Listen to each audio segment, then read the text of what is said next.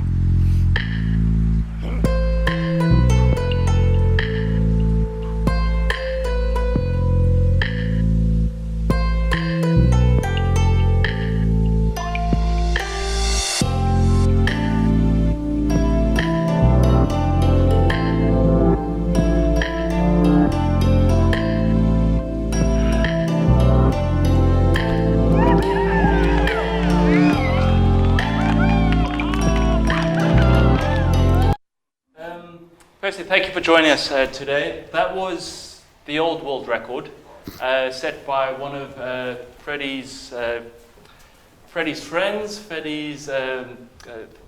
one of the people that he knows in Canada, which he's highlined before multiple times in British Columbia, especially in Canada. And that was a world record that Friedi then beat a couple of years or very soon after, and then he broke the world record again. And so Friedi's going to be doing a presentation today, just discussing highlining, discussing how he broke that world record, and then we're going to open it up. Then we're going to have a Q&A session. We have Dr. Rupert Sheldrake join us, who was the gentleman at the beginning of the video talking about, especially extreme sport being potentially, the yoga of the West, and so we're very grateful. Rupert's time is always, incredibly pressed, and he's always just so wonderful to offer his time. So we're going to start with the presentation now, and just to tell you a little bit about Rupert. Rupert is probably one of the most, excuse me it's one of the most controversial scientists in the world, what I think, and he's been an icon for me for the last 20 years, and the whole aspect of being a contrarian thinker within the scientific space. And he's a biologist, he's a don at Cambridge, and most of his field of research is in parapsychology, almost in the abnormal. And he's also very close friends with a gentleman who passed away almost a decade ago or over there, Terence McKenna from the States, who really explored psychoactive plants and psilocybin and what that does to your states of consciousness. And so we're going to have Rupert's going to join us on the panel after the presentation, and I hope you guys all enjoy this, and we'll relate it across also, when we open up to the questions to the floor, just about the process of getting to that level of performance. We'll be speaking about other people who highline and the separation between Friedi and other people in the world who can't quite achieve what he's achieving at the moment, and the potential consequences and why he does it. So I introduce Friedi. He'll introduce himself, but I'm so excited that he's accepted to come and speak to us, and I was very fortunate last night to have Friedi staying with me. But a nice, great discussion. I felt like a little in-love boy finding out, about his stories. So enjoy it, guys. Thank you, Alex. Thank you so much. And thank you all for being here, and thank you, Rupert, also for joining us.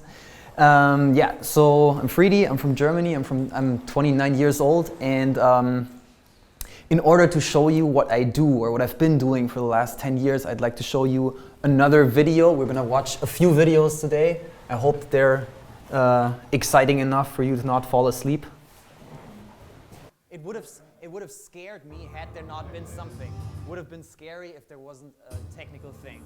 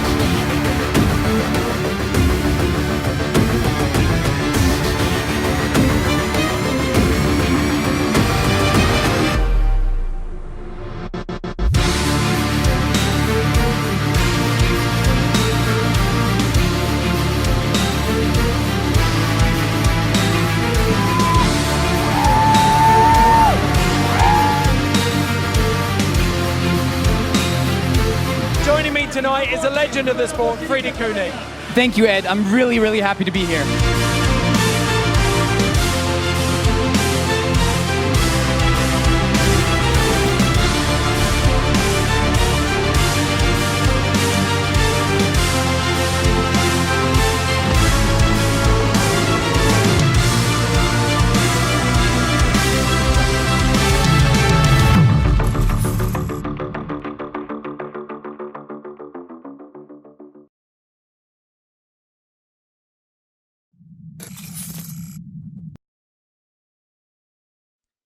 Okay, thanks for watching and listening. Hope it wasn't too loud.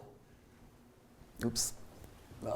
Okay, so that's what I've been doing for the last 10 years pretty much, slacklining, or in this very case, highlining. As the name says, highlining is slacklining at such a height where you have to secure yourself otherwise, in order to not get terribly injured or die from a fall. And now you might, maybe some of you guys are asking yourselves, why would anybody waste their time with such a hobby or such a passion? Or maybe you ask yourself, is he tied in?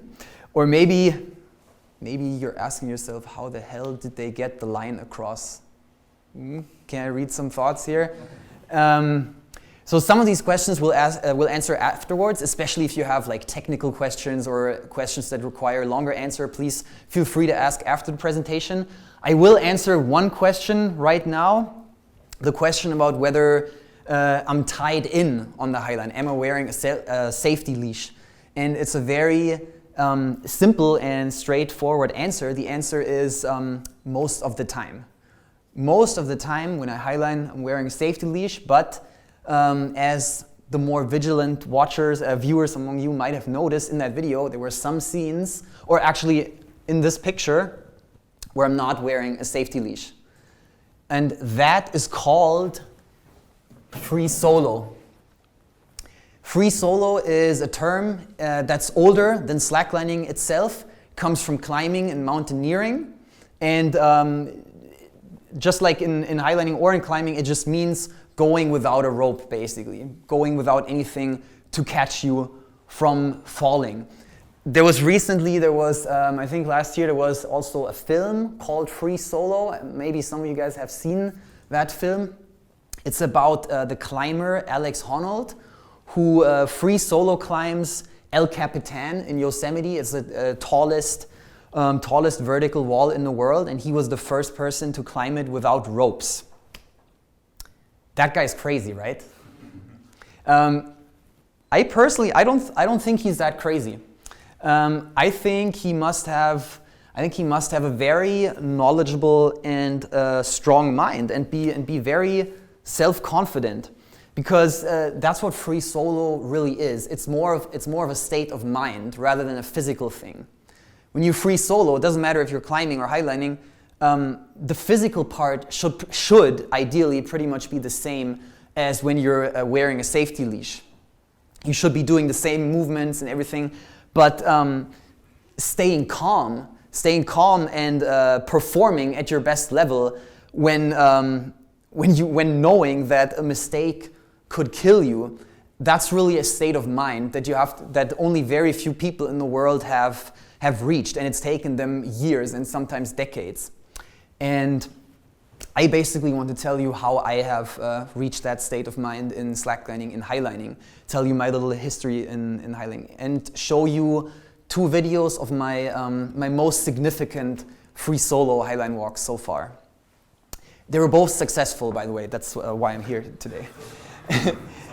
Yeah, and but before telling you kind of my history, I want to give you just a very, very brief summary of the history of slacklining, just a very quick one. Slacklining has been invented, if you like, in Yosemite Valley in the late 1970s, early 1980s, where rock climbers, during their rest days, when their upper body, their arms, when they were too tired to keep climbing every day, they looked for little activities in the camp to play, to train their coordination, their balance. And so they first would start balancing on chains, and then later on these flat nylon webbings, which then they called slacklines. And then in the late 90s and the early 2000s, the first slackline companies kind of emerged and realized, hey, we can just sell a truck strap with a ratchet, give it some flashy color, and then that'll be a slackline. And that's kind of how slacklining spread across the globe from the United States and became a sport. And it's spread into pretty much all corners of the world. In fact, slacklining and also highlining has spread all the way until your very own home turf or home waters, I should maybe say, because has anybody seen this structure before? Yeah, there's these are the so-called Mount Sel sea fours. They are about, they're a little bit outside, they're in the sea, in the Eastern Sea, outside of London. They're an abandoned World War II defense facility. And they've been standing there completely abandoned and kind of getting rustier and rustier since the 60s. And in fact, there's, among us is Dave here in the corner. Dave is one of the brave sailors who took my friends and me to these towers in the sea so that we could set up our highlines there. That was an adventure that my friends and I went on in 2015. And this picture is just supposed to show you how diverse slacklining has become since it started with climbers just balancing over chains in Yosemite. And also the kind of adventures that I have become addicted to. Yes, it's really an addiction. I thought about whether I should say this term or not, but slacklining is an addiction for me. The feeling, the adrenaline rush, the feeling of being up there 1 inch away from flying with a glorious view like here, watching the sunset. But how did I get addicted like that? So at this point I have to tell you little background story about me, little secret, something that you might never imagine after watching this first video and seeing these pictures of me. But in the very beginning, I used to hate slacklining, absolutely hated slacklining during my first attempts. I got nothing done. I don't know if you've ever stood on a slackline. It's very shaky in the beginning. It's just wobbly under your feet. And I was really frustrated. And to my friends, who were already decent at slacklining at the time, my climber friends, I used to tell them, that's stupid. It's just like, it's more of a trend, it's not cool, it's not really a sport, everybody's going to forget about slacklining in a year. But the truth was that I was really frustrated and my ego was kind of hurt because I couldn't take a step on the slackline. It's really difficult in the beginning.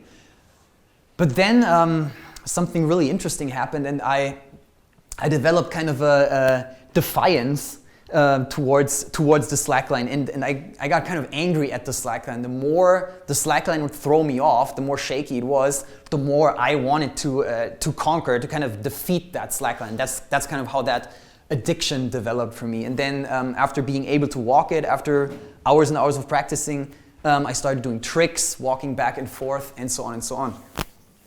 Now, I've already mentioned my friends who I started slacklining with, and let me tell you one thing.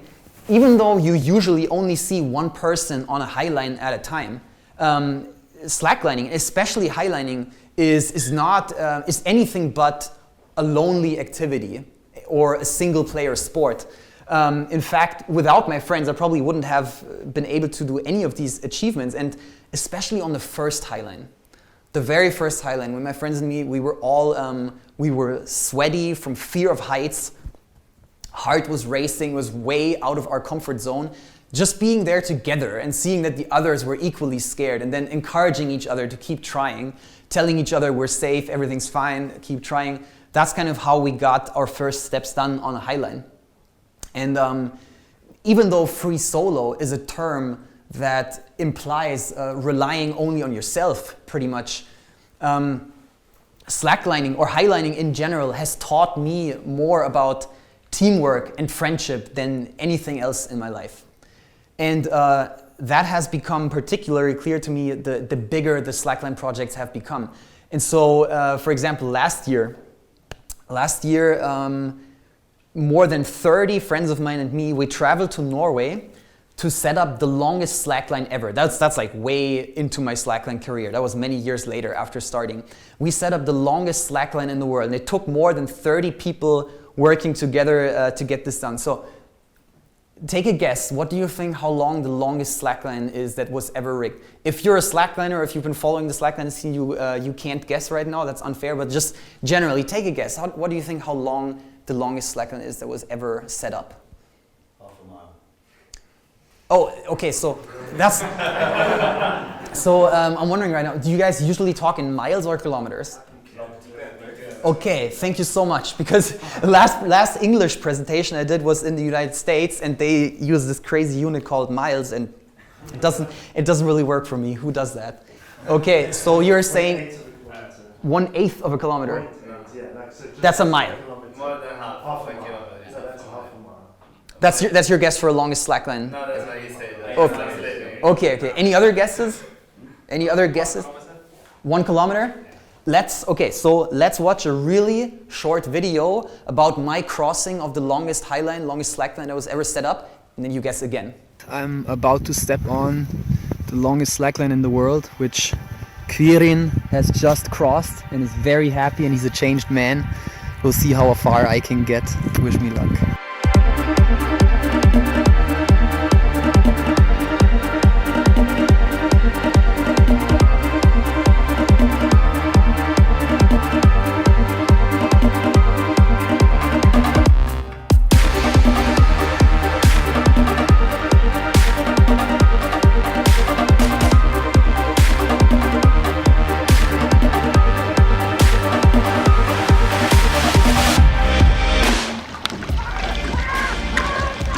This is a life-changing experience. But this is fun. This is awesome. I regret nothing.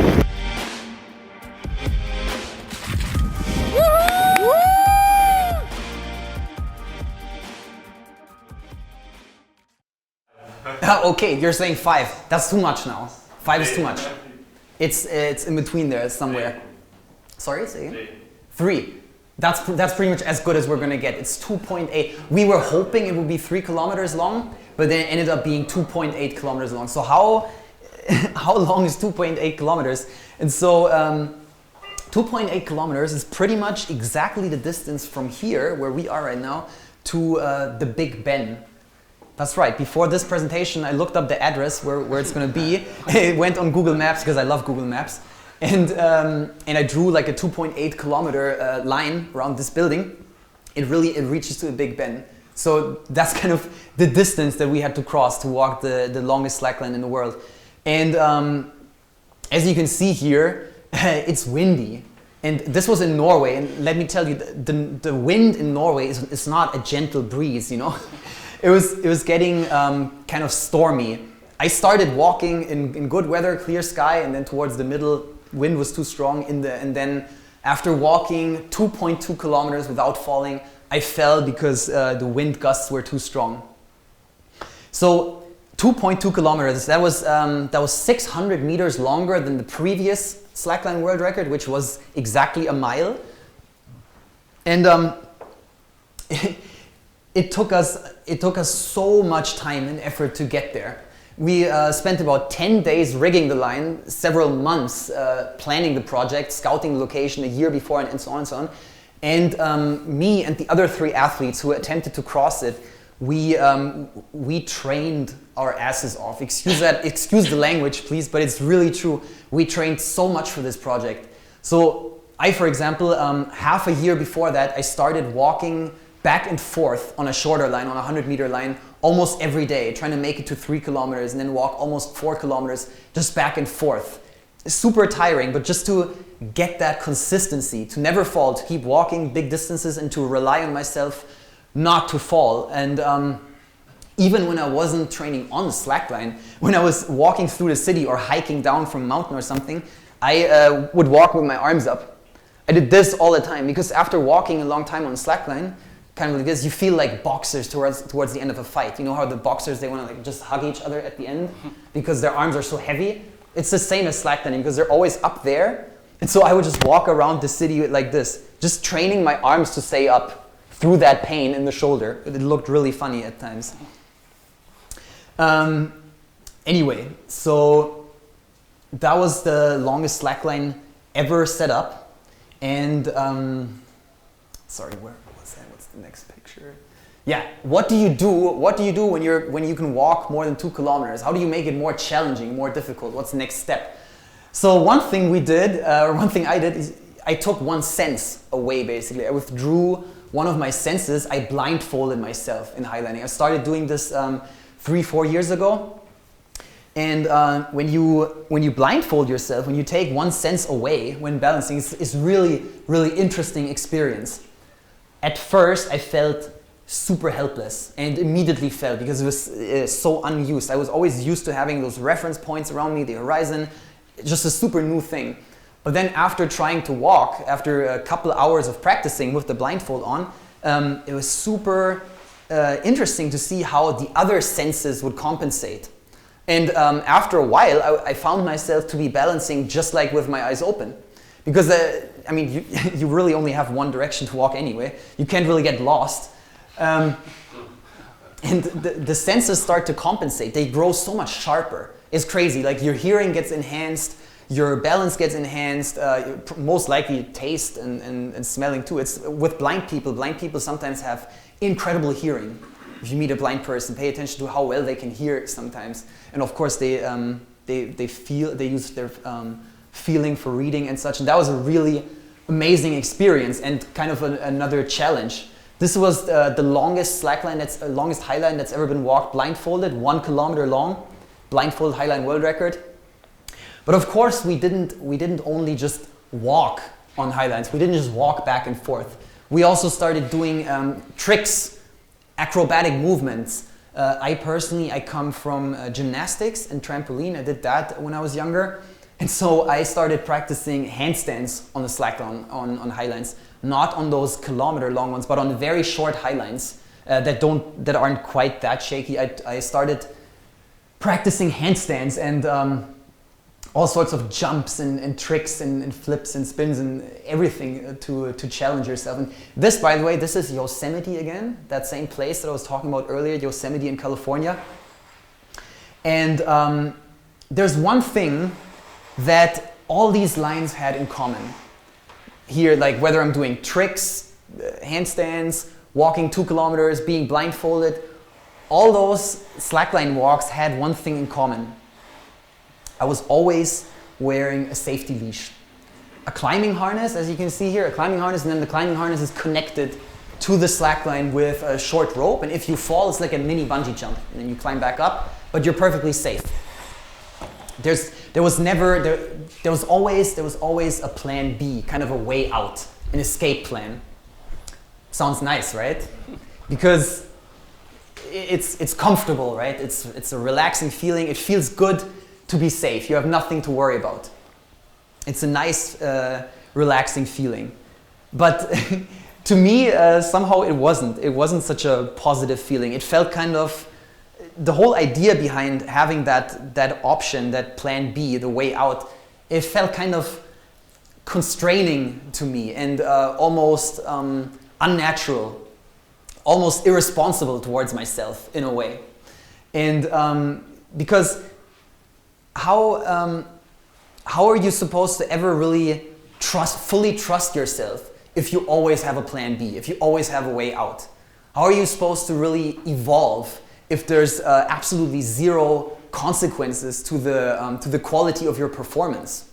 Those were kind of the questions that I didn't say out loud, but I think those questions were always deep down in my subconscious primal mind, if you like. And deep down, I knew that in order to really prove myself, that I could really trust myself 100%, to feel like I had achieved Highline mastery, I knew that I had to completely let go of that need of kind of a plan B, an escape plan, and to let go of that leash, that safety. And to me, that represented freedom in a way. And if you don't mind, I would like to show you what that looks like, that feeling of freedom that I felt. On this very same line, the same line that I'm handstanding on right here.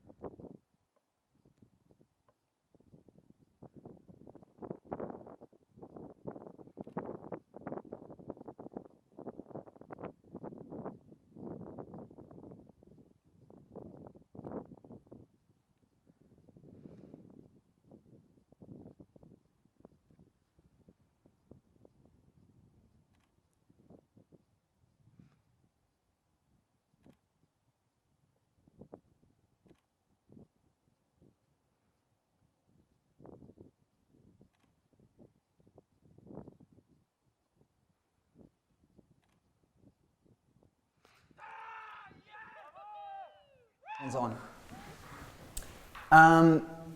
This is a really, so this was a very short highline. And so it fit nicely to show the whole walk. Didn't need editing because it's only a 15-meter long highline, so I could show the whole natural walk with the natural sound and everything.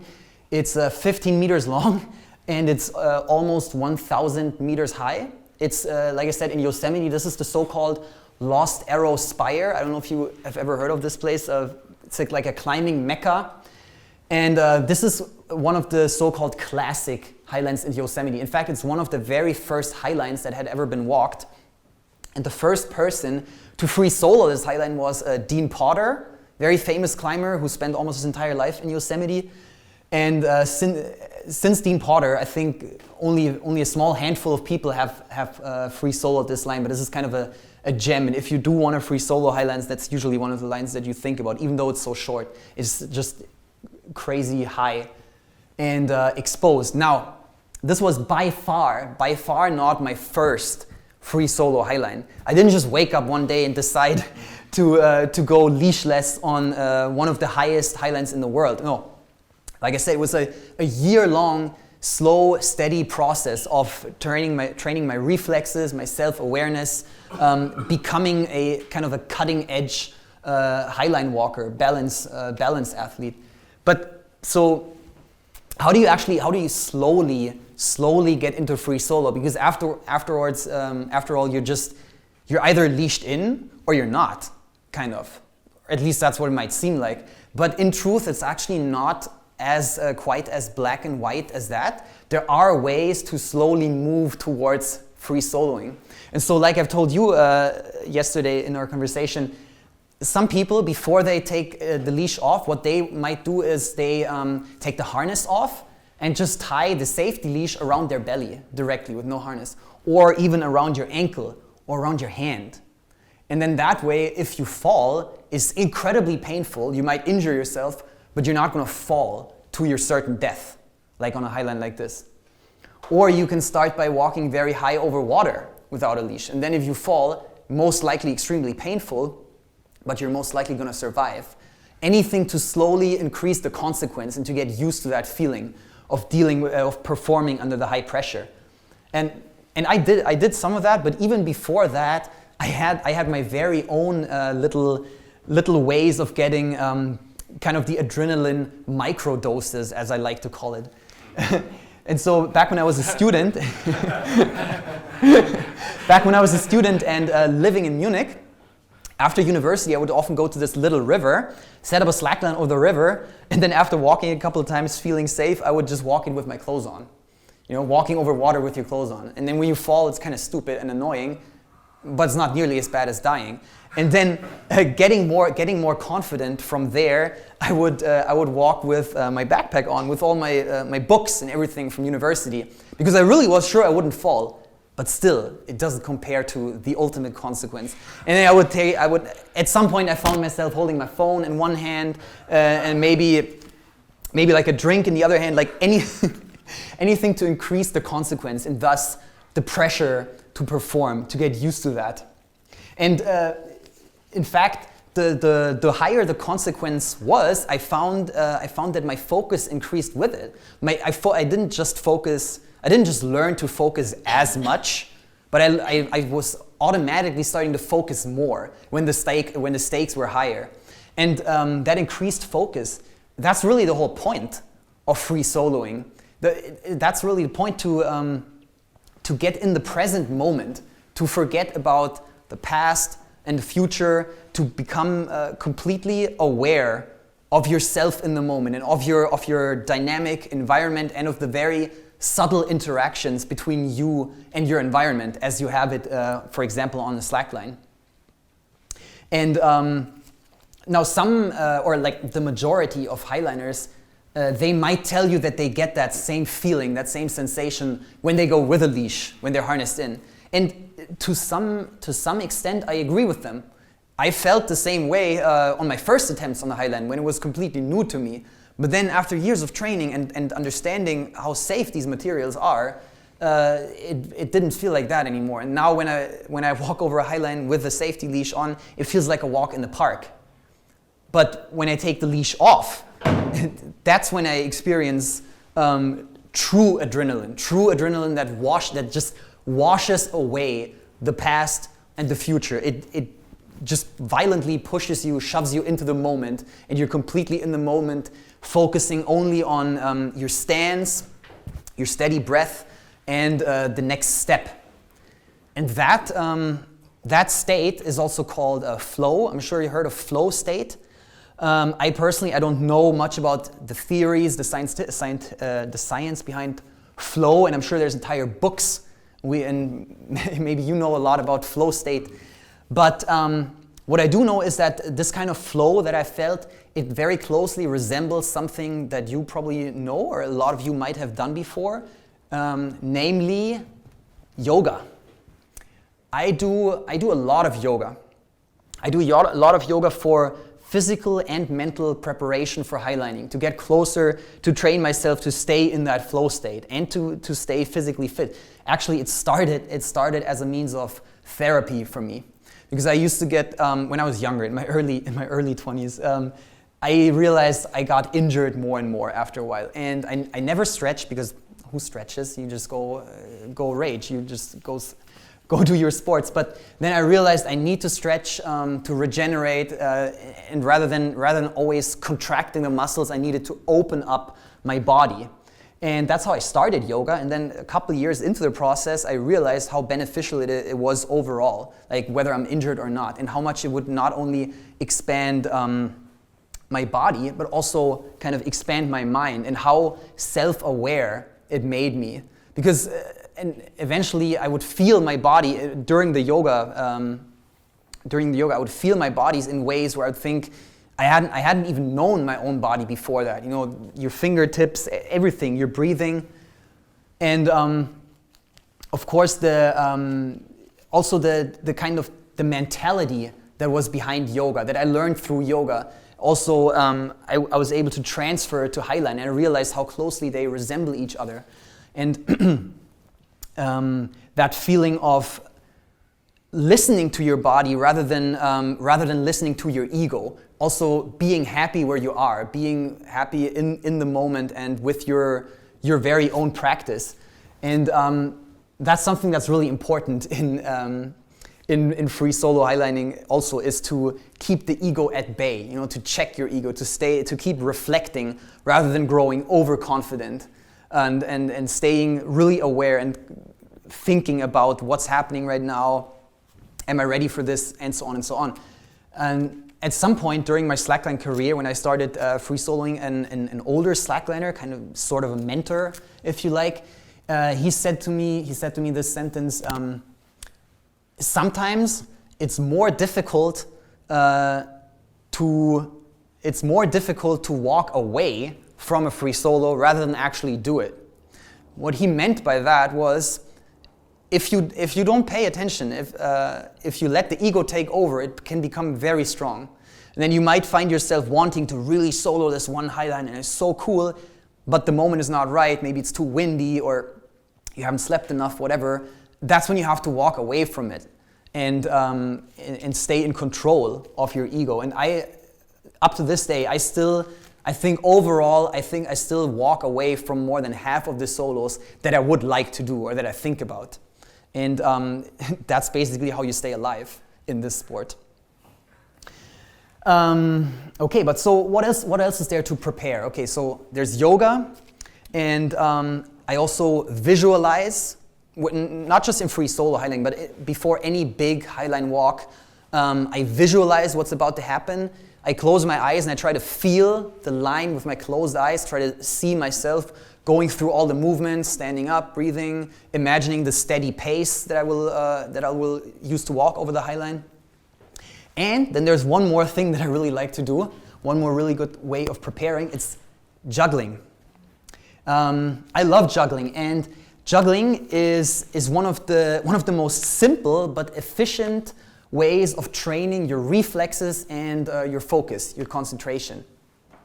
And so throughout the last 2 or 3 years, I would always try to juggle just for a couple of minutes before doing a big highline walk, especially during a free solo walk. And if I didn't have my juggling balls with me, I would just pick up some rocks and juggle them, because it's so good for your focus and your reflexes. Now, also juggling and slacklining are two of those kind of stimulating exercises that were found to be very, very beneficial, regenerating, and also performance enhancing if you do them at work every once in a while. Like when you have a break at work, let's say you have 2 breaks throughout the day, and you just do 5 minutes of juggling or slacklining. It was it was tested in studies to be performance enhancing and regenerating, especially if you have a job where you have to do a lot of thinking in like an abstract world and decision making and so on and so on. I'm hinting at a certain job right now, as you can imagine. And of course, it doesn't have to be juggling 3 balls or walking big slackline back and forth. It can just be like throwing a ball against the wall and catching it, and anything that'll challenge you a little bit, but not too much. Or just standing on one leg for a minute. For some people, that's hard enough already. So why am I juggling at a construction site right here? That doesn't look like a highline location at all.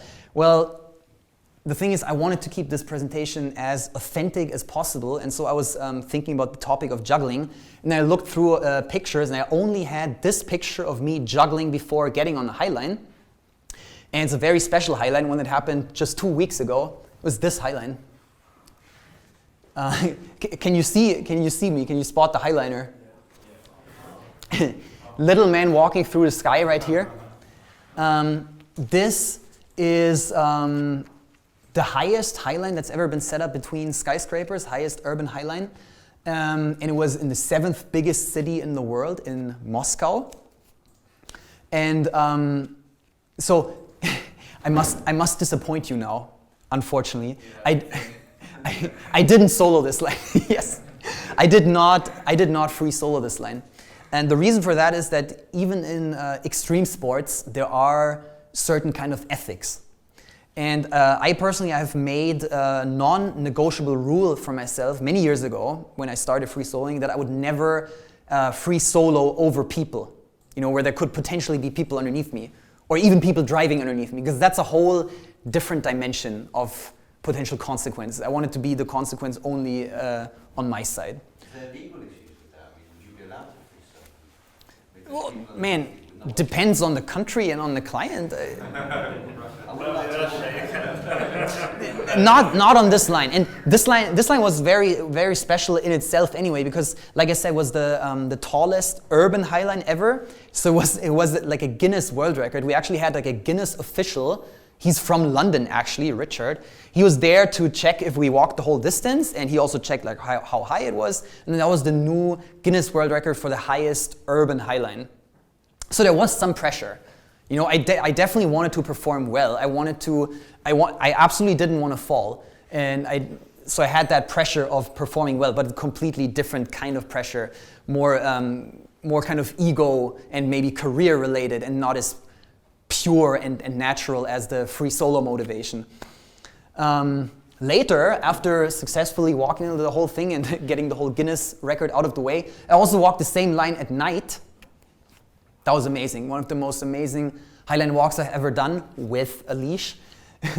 And I was so comfortable. It was nighttime. I didn't really see the line much. I just kind of felt it. I did these like yoga poses and stuff. I felt so comfortable on this big highline, 220 meters long, 350 meters high. But it really, at that point, after walking a couple of times, it felt like walking on a sidewalk for me after all the years of training. So that leaves the question: what's the ultimate challenge? What's the biggest goal, or what was my biggest goal and dream in slacklining when all these things are done? I have always wanted to walk through airspace where nobody else had walked before, and I wanted it to be a kind of space that was as wild and remote and maybe intimidating as possible. A place, and I wanted to free solo that line because that's the pure and natural way, in my opinion. And so I'd been looking for that place for 3 years, and then I found this place in British Columbia, Canada. And I'd like to show you that place now. The place that I finally deemed worthy for the free solo highline world record.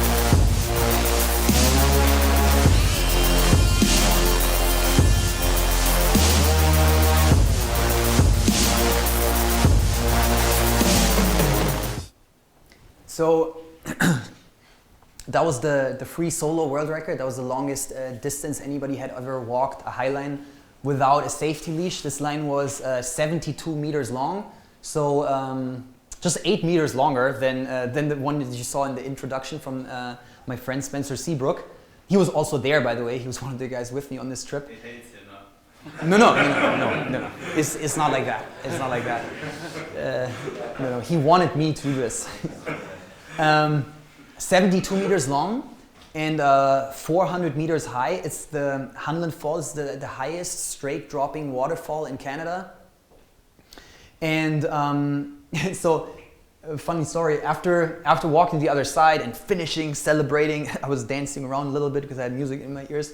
After all that and after the adrenaline had finally kind of calmed down, I started hiking back around. I had to kind of backtrack, go upriver. I didn't want to walk a second time over the highline. I was kind of satisfied with one walking. So I had to go upriver to this bridge where I could cross the river that leads to this huge waterfall to get back to my friends. And when I was crossing the river over this bridge, there were some hikers, very rare thing in this area, by the way, but there were some hikers, and they were looking at me, and they were like, "Are you hiking barefoot? That is crazy." That's crazy, you're hiking barefoot. And yeah, maybe some people might consider what I did that day crazy, but it absolutely didn't seem crazy to me. It was the most fulfilling day of my life.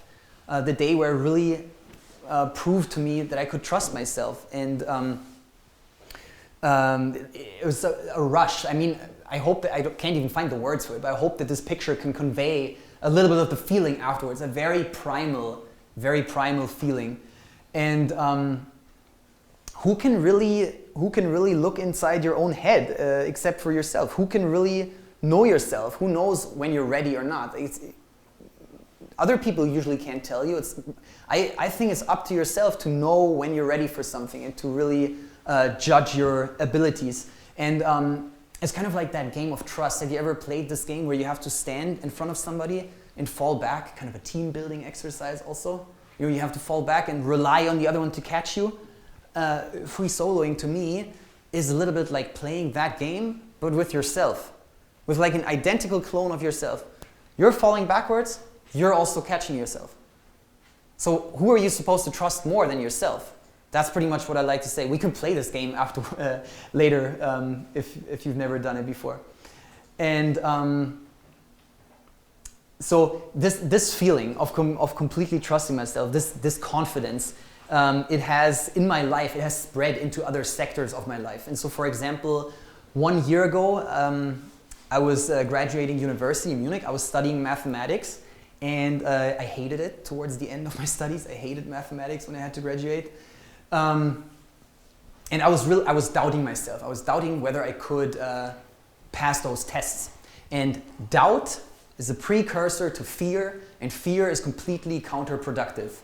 In slacklining, in sports, or in tests, presentations, probably also in your work, I don't know, fear is very counterproductive.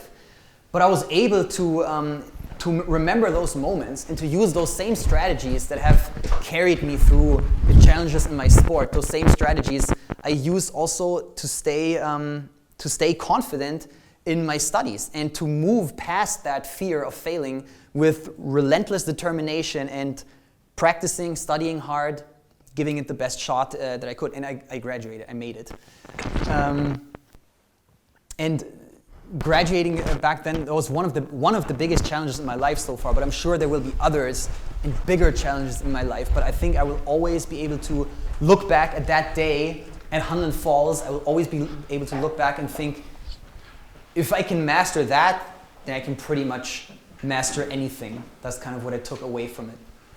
And so, to finish my talk, my little presentation, I'd like to show you one of my favorite Highline pictures. Now this guy, what do you think how old this guy is? Should you say 52?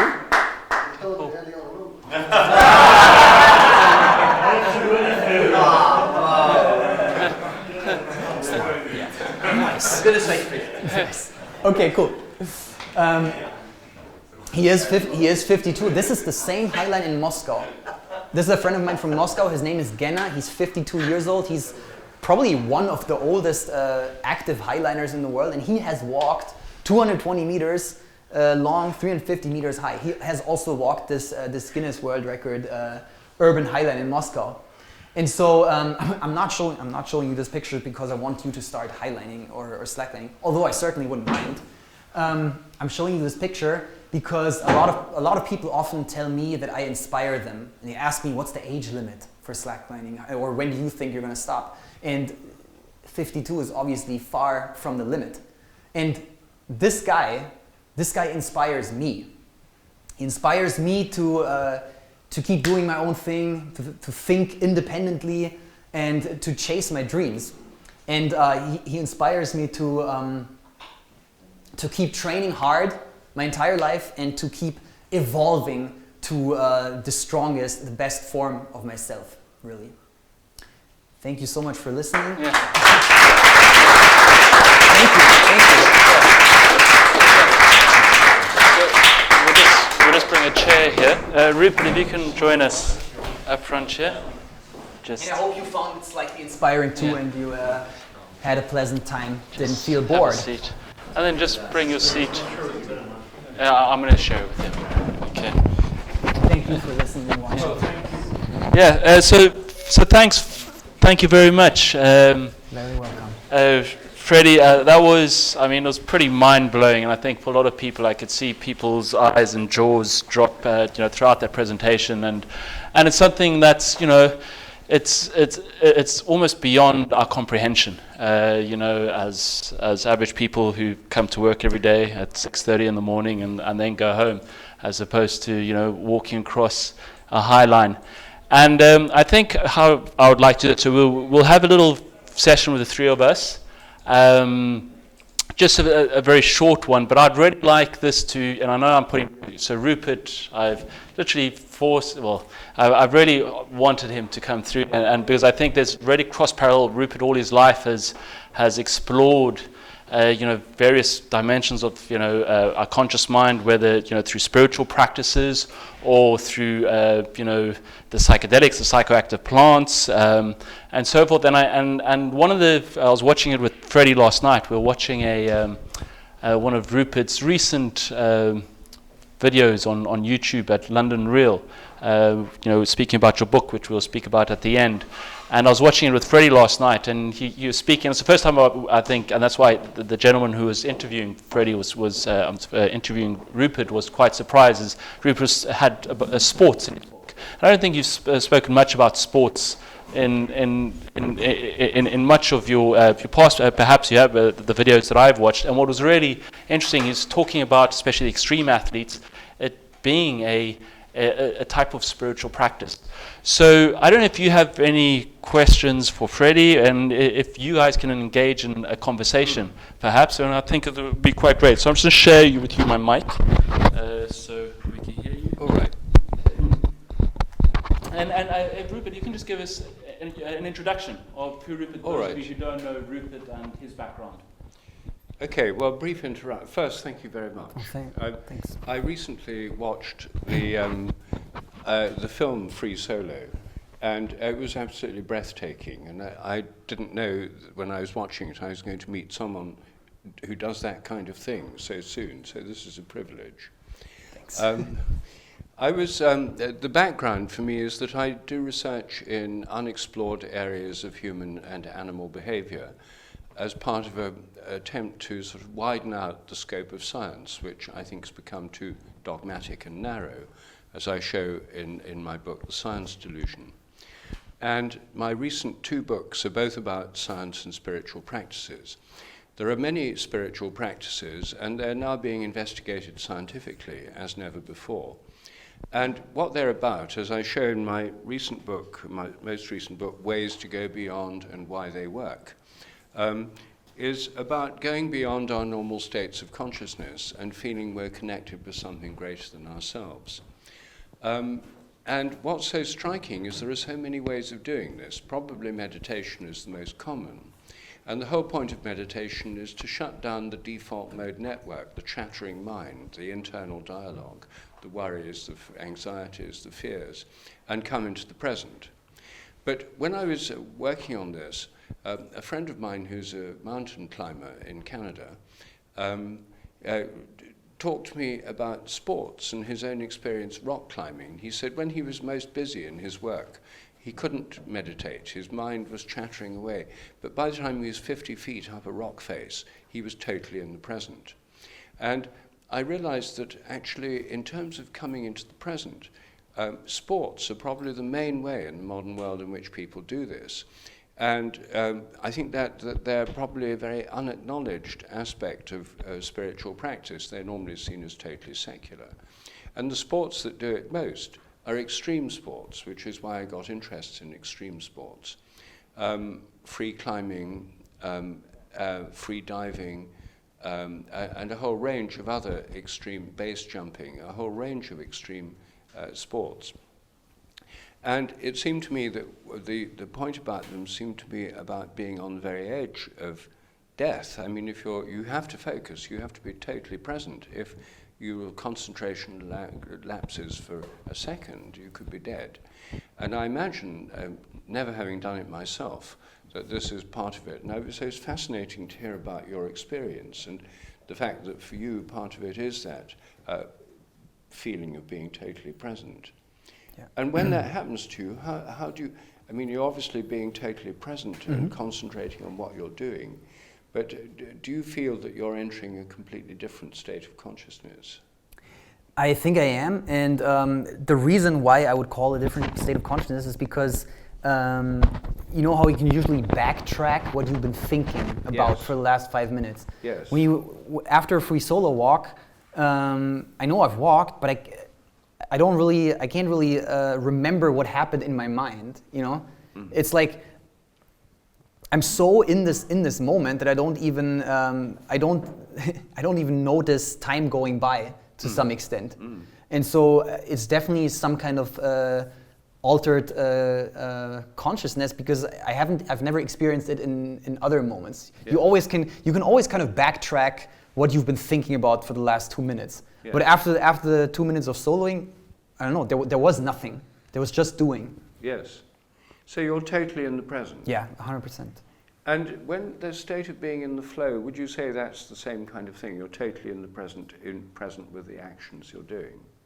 Yes. In that moment, yes. Unfortunately, I haven't been able to do it. And like ideally, you would do everything in that way, right? But usually the mind wanders. Yes. In most activities. But it would be amazing to be able to really achieve flow in most of the things. And I'm working towards it in yoga, but I still find it very difficult. Yes, well, that was another thing I found particularly interesting, the way you combine this with yoga and this body awareness, that yoga helps you towards a greater awareness of all different parts of your body. Do you do any other free climbers or highliners? Is yoga a common feature of this? Yeah, it's becoming a very common feature. And Alex Honnold, that you just mentioned from Free Solo, he also does yoga. I think he also, just like me, he probably started it mostly for the physical benefits of stretching your muscles and so on and so on. But I know so many people highlining or climbing at a high level who do yoga, and it's kind of an exception to meet an outdoor or extreme sport athlete who doesn't at least sometimes do yoga. It's almost an exception. Fascinating. I'd never heard that before, and it makes total sense. I mean, it fits with the spiritual practice angle that I've been thinking about. I mean, obviously, since you're so close to death, I mean, this must bring up thoughts of death when you're not doing it. Do you ever think about what happens when you die? A little bit, yeah. Yes. Like the closest I've come to really thinking about dying, like the deepest experience with that was on a psychedelic trip. And that was on the same day that I had walked the free solo. Later in that night, I got involved with a certain psychedelic substance and was really, really reflecting on the topic of death, was kind of having an interaction with death. it was crazy. I'd be willing to tell you more in detail about that psychedelic experience later. Why not? I don't want to go too much into detail right now because most psychedelics are still illegal, unfortunately. But well, I'm told by Michael Pollan, who wrote a book about them, that he feels free talking about them as long as he doesn't say where or when. Okay, so I already said it was. Yeah. Okay. And just, those of you who haven't come much across Rupert in the early, would I say, the 90s or 80s, when you used to have your get-togethers with Terence McKenna in California and Rolf Abrahams to really explore the psilocybin consciousness and the effects of all of these psychoactive plants. And Rupert's got an incredibly rich history on that aspect of understanding. Well, not as rich as Terence McKenna, but no one could rival Terence in this respect. But no, he was a great friend of mine, and we were. I'm interested in this partly for personal reasons, obviously, but partly because I think it does reveal something about the nature of the mind. And I mean, without necessarily going into the details of the psychedelic experience, what do you think it revealed to you about the nature of death? Death revealed itself during that trip kind of as an experience, another experience, because I am all about experience, about learning. I love experiencing new things, new places, new peoples, doing new things. And I realized in that moment that death would eventually be another, in its very own way, incredible experience. Obviously one that you only do once, but also more. It depends if you believe in reincarnation. Well, you can do okay, so only once in that very world or life. Only that you're once in this life, yes. Only once in this life, and therefore probably the most unique and intense experience ever. And me being so into experiences and adventures, I was, in a weird, strange way, I was starting to kind of look forward, but in a way of, in the same way as you look forward to something that you want to save for very late. You know, Yes, obviously, given your not life. tomorrow, not in a year. I realized, okay, like this is going to happen a long, long ways down in the future, and then it's going to be awesome when the time has come. Yes. That's kind of how I started thinking about it. With regards to that you're philosophizing on death, and I was speaking to one of the guys earlier on today about Friedi, and the adrenaline that you seek, that moment of presence on a highline whilst you free solo without the leash, and what is constantly going to feed you to get that high effects, because when you first started slacklining, it was something new, it was something different. So your journey, is it towards death?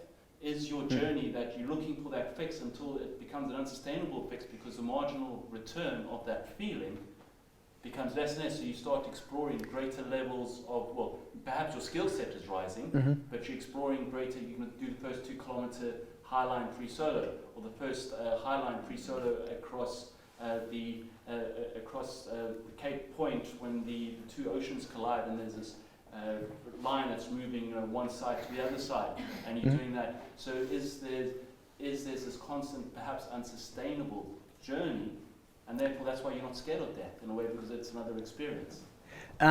There's definitely, so a lot of times people do that analogy between adrenaline and drugs, as in like substances. And there is, fair enough, you can develop a tolerance. You can develop a tolerance towards adrenaline. You might do something that's extremely exciting, do it a couple of times, not as exciting anymore. However, with free solo highlining, I do it very rarely. And I keep myself, like I said earlier, I try to check my ego, I stay reflecting, always look back at what happened and think about what's gonna happen. I try to stay very conscious and constantly thinking and critically questioning my actions. And so when I find myself soloing and really feeling super comfortable, maybe thinking about doing these tricks, la-di-da, free solo, then something in my conscious brain tells me, stop, take a month off, or 2, or something like that. And that's kind of how I try to not go deeper and deeper and deeper, because it's not about getting closer and closer to death. I think it's more about getting to know yourself, and I got to know myself the best in those close, high stakes situations. What other situations in your life do you find put you into this kind of state? Is this the unique feature of this, that you get into this total presence and flow? It's the strongest one. Yes. It's the strongest one. In yoga, I really think yoga takes years of practice, but I'm slowly getting towards that feeling where I'm really in the moment, but then it usually only lasts for a minute or less. Yes. In soloing, it usually lasts as long as I walk, basically. Well, yeah, it has to, I suppose. Yeah. And so far those are basically the only places that I found it. I mean, maybe when I was younger, I used to be into drawing and painting and arts, also music. Arts and music, I think, are also places that can be very spiritual and very where you can experience that flow state. Yes. Almost as much, or maybe even more, as in sports. Or dancing as well. Dancing, yeah. The thing is that so you're interested in music too, then? Yeah, I don't really play instruments, but I enjoy music. I love consuming music. Yes. Yeah. I do play didgeridoo, yeah, but not much. Well, I think the thing is, you see, there are some spiritual practices like meditation which are about being completely still and calm. And there are others like sports, especially extreme sports, and music and dancing, which are about movement. I personally interpret them as, I think that the ultimate spiritual reality in most traditions is seen as Trinitarian, threefold. The Hindu one is Sat, Chit, and Ananda. Sat is the ground of being, Chit is the contents of consciousness, names and forms. And Ananda is about bliss, joy, and flow. And the Christian model is the Father, the Son, the Holy Spirit. The Father is the ground of being. The Logos, the second person of the Trinity, is names and forms. What you know, it's the knower, the known. And then the Holy Spirit is the principle of movement, change, flow, and freedom. And I personally think that some spiritual practices, the ones about movement and flow, which is like highlining and like music and dancing, are really tuning into the aspect of the spirit, because it's all about being in the flow. Definitely. Whereas other spiritual practices like meditation are more like going to the very ground of consciousness itself, the Sat aspect of consciousness, the ground of being, the ground of consciousness. And then other forms like appreciating the beauty of flowers or buildings or visual arts are about names and forms. They're about the Logos aspect of the ultimate reality. So I think ultimate consciousness is itself differentiated into the knower, the known, and the flow. And so I think this particular kind of spiritual practice is tuning into the flow aspect. Yeah. I mean, that's my own interpretation, because I was trying to think when I was writing this book and the previous book on science and spiritual practices, how such completely different practices can all be spiritual and relate to the realm of the spirit, when seemingly they're totally different. And the answer is the realm of the spirit has this internal differentiation with different aspects. So, I mean, would you say that most people who do this they must have thought about dying? I mean, do you think most of them are not afraid of dying, or do you think some of them actually want to die? I mean, an obvious point that must get raised, it must be a frequently asked question, is this basically some kind of suppressed suicidal bid or desire for extinction or oblivion, which takes this rather sophisticated form? So I'm basically friends with all of the very few people who free solo highline. I know a couple of free solo climbers, and I have quite a few friends who base jump, all of which could be considered extreme sports and bringing yourself close to death sometimes. Everybody has thought about dying and talk about it. Some people joke about it. The answer that everybody gives is everybody says, no, I don't want to die. They really are convinced that they won't die. Some, especially among the base jumpers, some say I most likely won't die, but if I die, it'll be doing what I love. what I love most. And it'll be not a bad way of dying. And as much as I love life and don't want to die, I also don't think that we need to live a perfectly 100% safe life with no danger around us whatsoever. I think danger has always been around, and I think seeking 100% safety every day is not natural. Well, I agree. I mean, one of the things that I think about is that we live in a culture obsessed with risk assessment, health and safety legislation, and so forth. And it's precisely this culture obsessed with health and safety and minimization of risk that's produced extreme sports. Exactly. I mean, I lived in India for 7 years, and a lot of Indians live pretty close to death, not through extreme sports. They would look at this because and like, they'd be, the danger of starvation in some places, killed by wild animals, murdered by bandits. There's all sorts of ways you can die. You can die in childbirth if you're a woman, because there's not very good care and health facilities. So they live quite close to death, and a lot of people die, including a lot of children. So we are insulated from death to an unprecedented degree in the whole of human history. And it's particularly interesting that what the societies that have produced extreme sports are ones where ordinary life has had normal risks minimized to such an extraordinary degree that there's kind of reaction against it. I mean, most Indians and people who live in situations where they are close to death are not very drawn to extreme sports. No, they don't free solo, highline, or base jump. No, and I imagine that most people taking part in highline are white males from relatively and white females, backgrounds. luckily. And females too. That's true. I mean, so I think now we're going to open up. Can I just ask you one question first? Do you find in your financial activities that you're undergoing a kind of financial highlining sometimes? I mean, it's consistent, and that's why I think Nice. Whatever Friedi was saying about removing the leash, so for a trader is deciding to raise the stakes and increase their size, where there's now that extra risk of that financial loss, which in our modern society, that has all the health and safety, that is our risk, because it exposes us to how we feel maybe homelessness, not be able to eat lentils and rice the week after. Yes. If you do fail. So I think there are a lot of parallels that a lot of traders, whether experienced guys or guys who are trying to increase their game, or guys who are fearful to increase their game because they are worried what it might affect if they fail, what that does to their life that they've built over the last few years. So I think, I mean, and you guys could probably possibly read this. There were many parallels that could be drawn from someone trying to increase their game. So within highlining, going from a complete safety harness to having it on your ankle, to having Friedi was telling me last night, the ones you just have a strap around the waist can actually have internal bleeding if you fall. It's not the whole climbing harness, it's just around there, but there's a consequence. But then Friedi's incremental process of improvement, but then his final frontier. And a lot of traders have their own personal final frontier. Well, there's never a final frontier, that's the thing. For Friedi or for traders, is you can always get bigger, but there are greater consequences. So yeah, no, absolutely.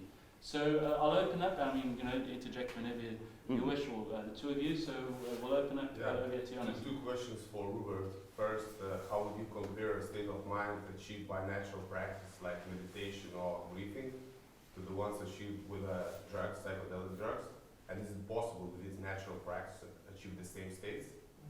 That's the first question. And second would be, how would you compare natural psychedelics like ayahuasca to synthetic like LSD? All right. Well, I think that the states of mind achieved through meditation, I mean, the kinds of state, I've meditated for years, but I don't claim to have access to the highest states of meditational consciousness. But different psychedelics do different things. I mean, some of them are highly visual, like LSD and psilocybin, and to some degree ayahuasca. But some of them are not, like 5-methoxy-DMT, which many people find puts them into an imageless state, which is similar to the state achieved through meditation. I mean, some people argue that taking psychedelics is cheating as a spiritual practice, that it ought to be hard, difficult, and involve a lot of work. Well, then, in this new book, I have a chapter on fasting. Fasting has been used in all religious traditions, long periods of fasting. And I mean, Jesus himself fasted 40 days and 40 nights, like Moses and Elijah in the Old Testament. Many Hindus and Buddhists fast, the Muslims fast during the day in Ramadan. There's many kinds of fasting. All of these involve changes in the blood chemistry. They involve changes in neurotransmitter levels in the brain, because beta-aminobutyric acid, which is produced in fasting in the blood, affects the brain. It affects gamma-hydroxybutyric acid and gamma-aminobutyric acid, GABA, which is a neurotransmitter. So one could argue that fasting is also a way of changing brain chemistry and changing consciousness through effectively chemical means. It takes longer than taking a psychedelic, of course. And not all psychedelic takers are in it for the spiritual experience, but one of the reasons I wrote about it in this book is because for many people who've been raised in a highly materialist and secular culture, educated in an extremely materialist educational system, psychedelics are a way in which it sort of blasts open their mind, and they're aware, it's like a rite of passage to a new view of consciousness.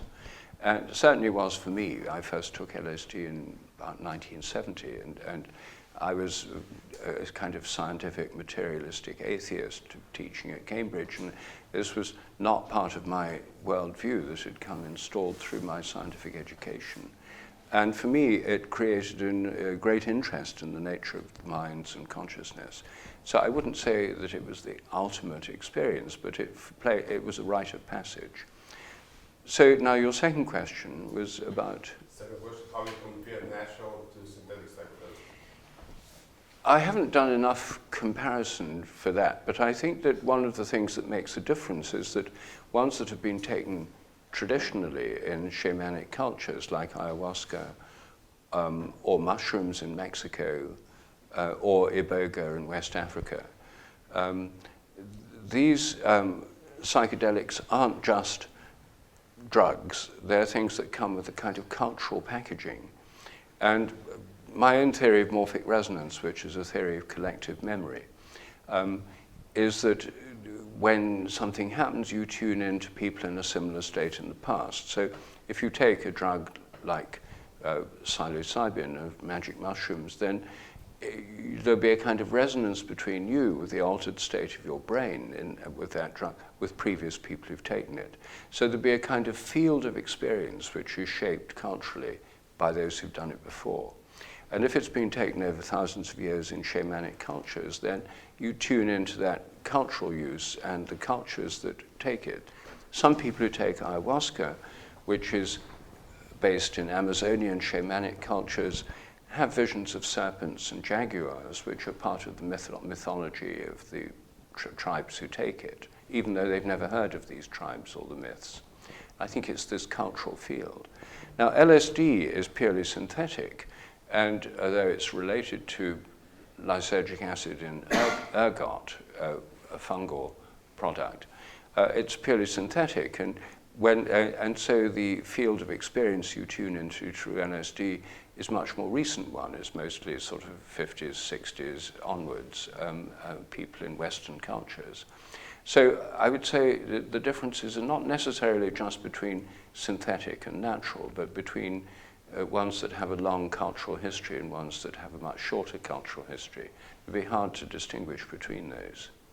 Yeah, also this massive difference, I would say, if you do rituals with like guidance of shaman, or you just, have an instant festival. Yes, absolutely. The first researchers on psychedelics thought that set and setting were important. Set is the mindset you go into it with, the expectations, and the setting is the conditions you're doing it in.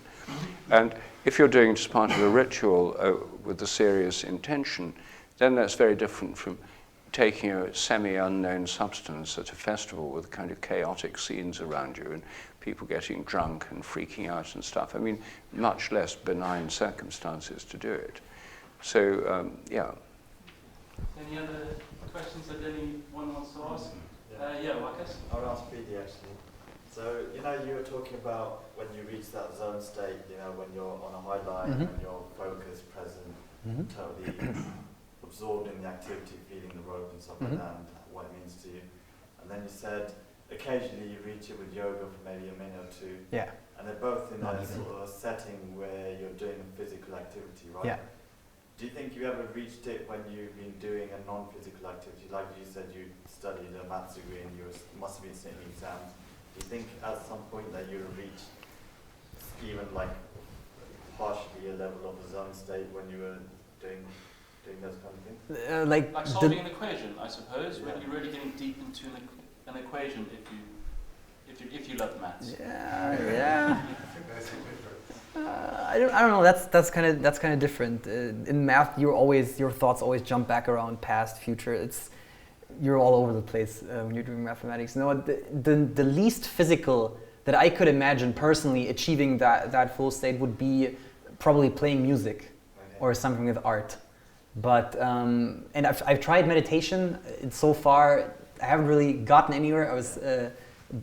Like you said about your friend, he found it hard to be in the present, but only once he was 50 feet up in the air. Yeah. That's really how it works for me right now. But I hope that if I keep practicing, keep doing those things, and keep doing yoga and highlining alike, I hope that eventually, when I'm at an age where I probably won't highlight anymore, that I can have other things by that time accumulated in my life. So you've not even partially felt even in moments and stuff like that? Well, if I felt it, then I probably didn't notice and didn't register it in my memory. It might have just been small moments. Whereas in highlining, it's quite stretched out, couple minutes at a time, and then you actually notice like, wow, the last couple of minutes have gone by without really noticing. I was really just doing. I wasn't thinking. It was perfect. Yeah. So can I ask you just one question about that? When you said it becomes addictive, do you think it's sort of addictive because that state is so desirable and so blissful to be in? It is addictive to me because I haven't found it anywhere else. Yes. Basically. Yes. Yeah. Exactly. So is that Brandon? I was just going to follow on that. Is there an endpoint then? If you're chasing an addiction, do you in your mind have an endpoint? For example, as soon as I've done a free line across that mountain, it's me done. Like I said, I check myself. I try to do it not too often. When I feel the tolerance building up and the adrenaline decrease, then I tell myself, okay, take a month off or 2. Still, when I go back, still overall throughout the years, yes, the adrenaline has decreased slightly. Then the need for a higher or a stronger fix has increased. That's why I'm now thinking about skydiving next year and doing other things. But it's not. I'm not. By my own definition, I'm not a total adrenaline junkie. As long as I can keep learning things, experiencing new things, I'll be happy. And that might include stopping to free solo highline at some point and just trying to do other things that are maybe technically less dangerous, but that are still very new and exciting. Yeah, and just with the, I don't know if you can describe, I thought it was really interesting what you telling me last night, when you decide to free solo, that it's never a planned occasion. It's never structured, and then you can also describe what happens with the scenery of the people that you need to trust when you decide to highlight, and just that process. But just so people can understand that actual mental process, and you deciding on free solo. Because you said you did maybe 10 last year, or I don't know how many. 10, 20. Yeah, like free solo. So you can just describe that process, and when you actually decide, and whenever you decide to go highlining, it's not because you're not thinking that you might free solo. You might not free solo at all. So the highlines, generally, there's a lot of factors that make a highline difficult, but the most common, the biggest factor is the distance. The longer a highline gets, the more difficult it usually is to control it, and the longer you have to focus, the longer you have to work hard to hold your balance. So if the longer a highline, basically the more I will practice beforehand, the more I will wait beforehand before I free solo it. So for example, if a highline is only 10 meters long, across this room, I'd probably walk across it once with a harness, put the harness aside, be comfortable to solo it with anybody watching, maybe even with a band playing next to it. If the highline is longer, it takes me more time to feel ready. and I'll do more practice runs. And if the highline is very exposed, if the environment, or for example with the waterfall added a whole nother crazy component, because when you balance and you look at water, you look at something that's constantly moving down, somehow you will also move down or like lean into it. It's really strange. It affects your balance. So I had to walk this line many times beforehand. I also listened to music to not hear the waterfall too much. Sorry, I just found myself drifting away from the original question. What was the original question? So one of the cases when you free soloing and So how your yes, community is I got very it. important. Yeah, so there's a lot of preparation. And then often, like I said, you usually don't highline alone. There will be people. There will either be your own people that you rig the highline with who might know that you free solo sometimes. There might also be random hikers watching, or like tourists, people who have never seen this. And so, so for example, in Yosemite, some of the highlands in Yosemite are really hard to access. Some of them are really easy and close by the road. You could literally be in the middle of a free solo, and there could be a family walking up to the cliff who want to enjoy the view, and then somebody could be like, "Oh my God, he's not," you know, those kind of things.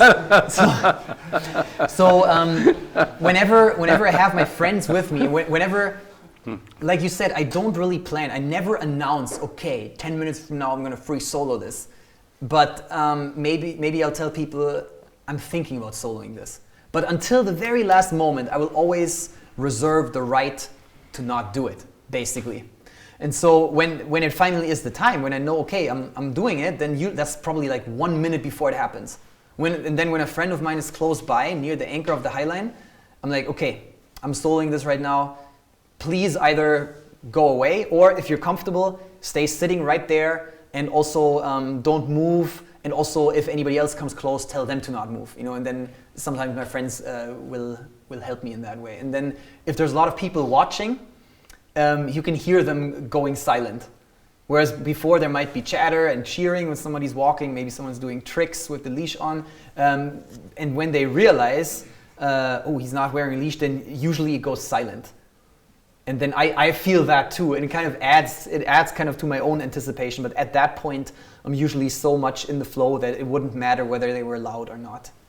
Yeah, I'll ask another question. Do you know, I know Alessandro also had a question. Yes, like for example, Yeah. before you said that like you have to check your ego sometimes, Mm-hmm. and I kind of feel like how can you do that, because you must really feel invincible but in free solo, because you don't really have margin for error. You cannot say like I do a mistake, I get humbled by it, I get better, you do a mistake, you're gone. So you never do mistakes. So how can you check your ego by never doing mistakes? I mean, it must be really difficult. Well, the one thing is you can always look at mistakes from other people and learn from them. Use that to check your own ego. Tell yourself, hey, if it can happen to them, it could happen to me, even though it's been perfect so far. That's one thing for sure. And there never were any mistakes. All my free solos were successful, but that doesn't mean that there weren't single moments where I would break out of the flow for a moment, or maybe where there was a wind gust and I realized, whoa, if this was any stronger, I'd have to catch the line. Like it's not steadily perfect. I had some moments that didn't feel perfect, but that didn't mean that I had to catch the line or fall or anything. You just describe catch the line for those. You've seen in the video in the beginning from my friend Spencer Seabrook. He's caught the line on a couple of free solos. I so far have never caught the line on a solo. I always just stood up and walked, because I had walked it back and forth with the harness so often. But still, I can. So you haven't practiced it enough then. No, I've practiced. I mean, I caught the line millions of times with the leash on, or with the leash around my foot, or whatever, something stupid. But all your free solos, no. I don't feel invincible. Maybe for a glimpse of it, for a moment afterwards, during that screamer, like it's really just a moment. But then afterwards, you're happy about the experience. You feel like you've got to know yourself better. You can trust yourself, but you don't feel invincible. I'm still aware of that potential consequence of falling, and I'm still aware that I always need to keep practicing and staying vigilant. Isn't it natural to feel invincible? So you have to keep that feeling away. Because I assume that like after you break a record like that, or you do something with all this kind of adrenaline, it must be natural to just feel like I can do everything. No. Like I said, just for a moment. It's just for a moment though, and then there so much time passes that usually you find yourself with your feet back on the ground and you realize, okay, that was amazing, but I'm not going to run away and do it twice as long right this moment, or I'm not going to, you know, smoke a joint and then do it again. Like, I really keep my ego at bay. Speaking of which, I just said that what's something that helps me and maybe keeps me safe to some extent is that I don't do drugs, at least not right now. I did some drugs in my life, but right now I'm doing this like completely clean year with no alcohol, no substance anyway. I don't drink alcohol anyway. I didn't do that before or last year either, but right now I'm doing no drugs at all. And so the only altered mind state that I find myself in is this one. And so I've stayed safe so far, and somehow have kept the ego at bay. There's also friends. There's also friends who will, if they are a good friend, they won't just cheer you on, be like, amazing, do it again. They will tell yourself, take it easy sometimes. Do you dream about it? Yeah, yes. But I must admit, the last couple years, I haven't dreamed as much about highlining and free solo highlining as I've dreamed about base jumping, which I've never done, but I'm always doing it in my mind, and I probably will at some point. I see. So just the way I understand it is like, obviously when you're about to fall, you do this, you catch the line. Catch the line, yeah. So then obviously there's a training where, you know, wherever you feel like you're about to fall, you have to do your body somewhere to catch the line. So then how is it, I mean, how do I phrase it, how easy is to die from it if you have a process where every time you fall, you're trained to catch the line? And as in, like, based on my question, then what is I would be interesting to know what is the death rate? I mean, how many people actually die from this? Yeah, that's a very interesting topic. Kind of relates to mathematics and statistics. We really don't know. We can't put a number on how likely it is to miss a catch. It's a completely individual thing. Could be completely different for me than for someone else. Better, worse, I don't know. But nobody has died in free solo highlining yet. Some people have died in free solo climbing. And a lot of them actually not because they missed something, because part of the wall broke out. That's something that can happen.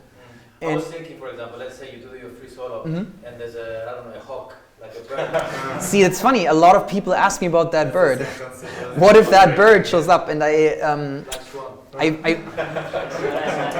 think it's very unlikely. See, the thing is, I observe my environment. Would you like drop just to catch the line until it goes by, or would you like, you know? Well, you can always take a break from soloing. You can sit down on the line. Okay. When you sit on a high line, you have one leg on each side is super stable because part of your weight is underneath the high line. Like nothing will make you fall other than falling unconscious or something. So I have the option of finishing a free solo in the middle of the high line and waiting, and then maybe remounting and starting again. There is that option. That is something. I don't want to make it less spectacular than it is in your mind right now, but that is something that, in my opinion, makes free solo highlining slightly more safe than base jumping or free solo climbing. You have kind of have a way out. Like you can't mess that up, but you can. Only mentally, or you don't feel well, maybe, you know. Yeah. If I feel well, I can sit down on the high line or catch. But then how many highline free solo that you know about that exist in the world currently?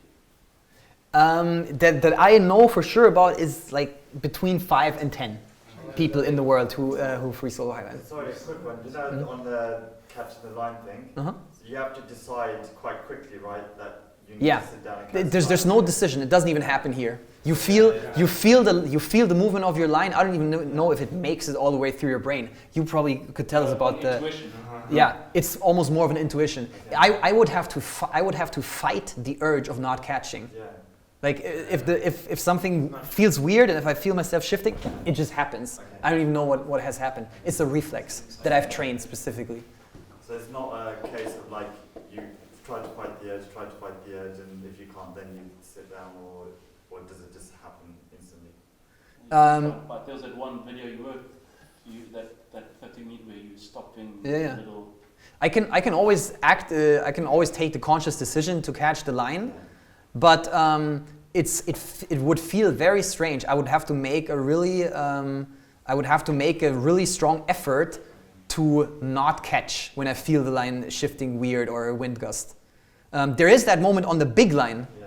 That was a point where on the big line where we leashed in, we were just wanting to cross the 2.8 kilometers. We completely had abandoned the thought of catching. We were like, okay, the wind gusts are strong. We're just going to give it everything until we fall.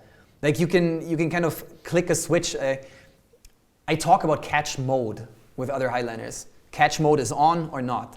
And when it's on, it's always on when you free solo, then you'll most likely catch if you're a trained highliner. But like I said, there have been no deaths in free solo. There have been deaths in regular highlining due to poor material handling, gear failure, things like that. That's honestly more dangerous than free solo highlining, because in free solo you will work towards making everything perfect. And then you'll have those 10 minutes of very high exposure, high consequence, but you do everything to make it perfect. Check the rig and everything, practice your walking. And the people that have died in general highlining so far, it was more of like they didn't pay attention to certain things. They became what's the word? Like they neglected certain things, feeling too safe, maybe. Yeah, I was just going to ask you. You mentioned earlier about visualizing the walk Mm-hmm. before you did it, and I wanted to ask you how detailed is that? How involved in the experience do you feel? Mm-hmm. But also closely connected to that.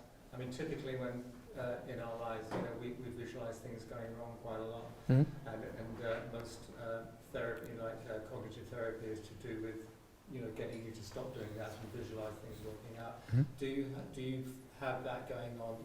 Visualize, imagining it going wrong, imagining falling. Is there a battle there? But more, to what extent are you immersed in the visualization when you practice that? So the visualization beforehand is usually only the best case. Like I don't picture myself falling, except right now because I said it. Yes. You know how that works. But beforehand, I just sit down and I don't visualize it to the detail, because crossing a highline can take 10 minutes. In the 2.8 kilometer case, took 2 hours. Yeah. So and you always move in different ways. It's completely unpredictable. So I don't visualize myself feeling the line shifting that way, moving my arm that way. It's not like that. What I visualize is the moment I visualize sitting there, feeling comfortable in the sitting position, breathing out. I visualize standing up, taking the steps. I try to visualize the pace that I want to walk with, not too fast, not too slow. And I visualize, I kind of remember other moments of highlining, because a highline, it feels different whether you're in the middle or in the beginning. The movements are different. Has to do with waves and whatnot. So I make myself aware of those moments. Okay, so after 10 minutes you'll be roughly there, and then you'll have to fight with what we call the transition zone. There's transition zones between the first couple steps and the middle part. The line just moves differently, so you'll have to adjust your stance and your reactions. Those are all the things I visualize and that I think about beforehand, that I kind of check off in my mind. But I think the day where I really, really consider falling or visualize falling, where I really consider it as an option, that would be the day that I stop soloing, or I wouldn't solo on that day. That would be, that would feel too negative. And just when you are doing the visualization, Mm-hmm. So it sounds like you've got key stages. Yeah. Things, so you've got like snapshots. How immersed in the experience are you when you're visualizing it? Would you say quite relatively immersed. I'm not like meditating. If somebody talks to me, I'll still hear them. Yeah. But I am definitely focusing, and I'd say I'm quite immersed. Yeah. But I'm not completely in a higher state. Like if somebody were to ask me a question while I visualize, I would still react. Yeah. But I do close my eyes and try to focus on that for a couple of minutes. I have a few more, last few questions. Gladys? So you seek more now the fact that you can reach a level of consciousness than the actual adrenaline? I'd say it's both. It's so close. It's so closely connected. Adrenaline and that state of consciousness, it goes together. Because that state of consciousness, that's actually you. is your mind, basically. Mm-hmm. So, They're inseparable for me. Though that higher state of consciousness that I've experienced on Highline, I wouldn't be able to disconnect it from adrenaline. Because if I don't feel the adrenaline when I'm wearing a harness, feel perfectly safe, then I don't reach that higher state of consciousness, that flow. My thoughts can wander. When I'm leashed in, I might think about all sorts of things. And think about the past, think about the future. So really the adrenaline and the higher state of consciousness, they go together, and they are to some extent what I seek, but they're not my only motivation in highlining. There's also pure fun on the Highline. You know, when I do these tricks, move around, it's still a sport in a way, and that motivates me a lot. And what the free solo gives me, which is more what you just described, is something that I'm happy to get every once in a while. It's something that I don't want every day. It wouldn't work every day. If it was every day, it wouldn't feel like that. It wouldn't feel special. do you have any, because you reach such a level of consciousness that makes you feel your inner calm that you kind of lose when your mind is always busy. Do you have any down moment afterwards, like maybe a few days later, where you feel that you lost that level of consciousness? Kind of like it was a drug. If it was a drug. Yes, yeah, that exists. It's definitely, like, especially coming home from an adventure, basically coming home from a trip like this, where where you had adventures every day, made new experiences every day. Definitely, I can feel very slack, if you like, feel kind of down afterwards. But that's when I just go back to training and doing yoga, doing the things that satisfy me at home, and prepare me for the next adventure, the next journey. Okay, yeah, a question about focus, but just don't take this the wrong way, but I find this really unnerving and uncomfortable. I'm scared of heights. So You're not the only one. That's totally fine. I wouldn't take it. Another question is on focus. Now, we are not taught how to focus. We're full of distractions. We've got mobiles. When someone's talking to us, we're thinking about what we're going to have for dinner. So all these things. Now, it's just interesting that you get a buzz from doing this. Is it the fear of death, or is there an egotistical part for the achievement? Oh yeah. Or is it the fear of death that gives you the ability to focus? Because if you're able to empty your mind, like in meditation, and just focus on one thing in your mind, you can bring about that sense of tranquility and peace. And is that what you find when you are faced with death, that you drop everything and you just got one thing on your mind, and that brings you tranquility? I said a lot there, but what you just said about the ego, let's check that out first. Can you kind of split it in two questions, or it's kind of difficult to answer? It's a big question. Actually completing the line. I mean, maybe there is a sense of, because you mentioned ego, but maybe that is one big motivational factor. It's a big motivational factor, but it's tiny compared to the motivational factor that I have in free soloing, from the feeling of taking my life in my own hands and of trusting myself and nothing else. No knots and materials that other people have tied and told me they were safe. Just myself. That's kind of big motivational factor. And I don't think, you're right, it is related to death. And without death being right there, I wouldn't feel that way.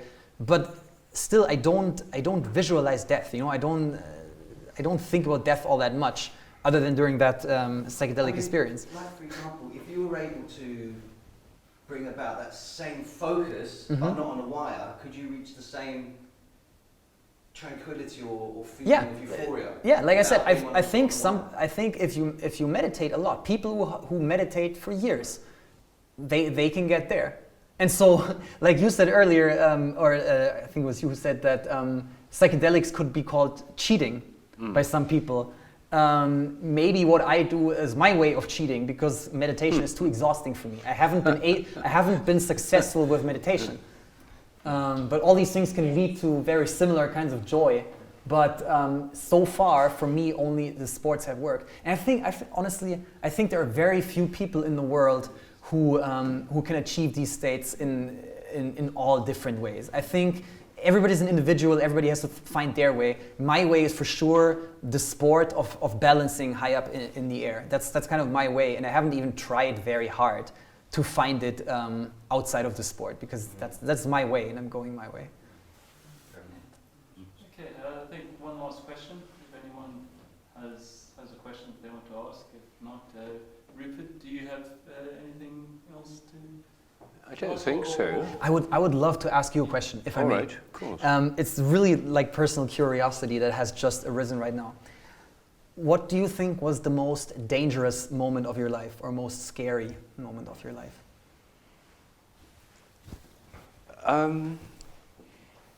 Well, it was to do with height. I was living in Malaya. I was working at the University of Malaya in the botany department. And I had a friend who was working on tropical trees. And he said, we'll climb, we've got some sort of metal things in the trunk of this huge tropical tree in the middle of the jungle. And there's a platform at the top. And so we climbed up this tree. I'm a bit frightened of heights, and I'm not very good at this sort of thing. So anyway, he was Australian and made me feel that if I didn't do it, it wasn't a proper man and that kind of thing. So he motivated me by this kind of Australian method. I've also had most of my scary experience have been with Australians. And anyway, so I got up there, and he went first, and he said, there's one of these things has come out, and he said, the other one seems a bit loose, you just have to pull yourself up from there. So there I am, sort of hanging off this platform.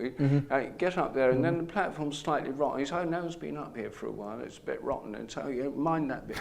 So I get up to this platform, and my heart's pounding, my throat's dry, my legs are shaking. I'm completely terrified. And then the thought, I was terrified to get, then the thought of how am I going to get down was even more terrifying. Yeah. And so I think that was probably the most frightening experience in my life. Most frightening. See, yeah, now we don't know if it was also the most dangerous though. Like, well, for it was sure. actually very dangerous. Yeah, but it's really hard to put a number on danger, like mathematically. You might have been in a lot higher statistical danger on the road. Everybody drives in their life, and there may be close calls with people rushing past us, closer calls than we think. All that might be more dangerous than what you've experienced. But I appreciate, like, it does sound very frightening. I can imagine, for sure. Yeah, Thank you for this story. Yeah, I want to really thank Friedi for Welcome. Thank you so much. Thank you. Pleasure. Big pleasure.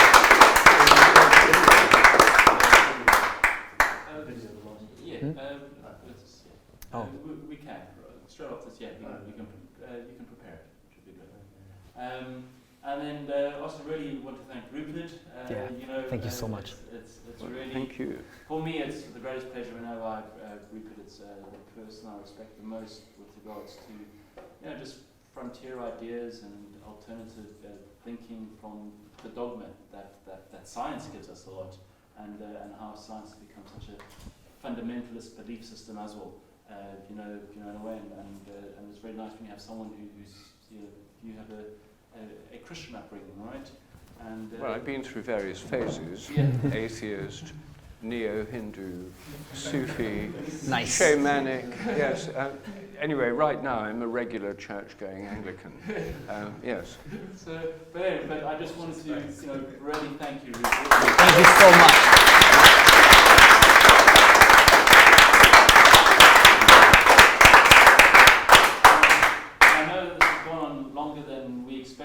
That's good. It's a good sign. That's a very good sign. But there's so much food. And I hope you guys stick around to eat. Yeah, let's do it. Because it's really a crazy amount of food. So we'll start the barbecue now. There's drinks. So let's have a Latin wedding now. Woo! Thank you, Alex. Sports are the yoga of the West. They're the main way in which people in the modern world actually achieve altered states of consciousness, pushing yourself beyond normal limits. That is obviously putting you in the present.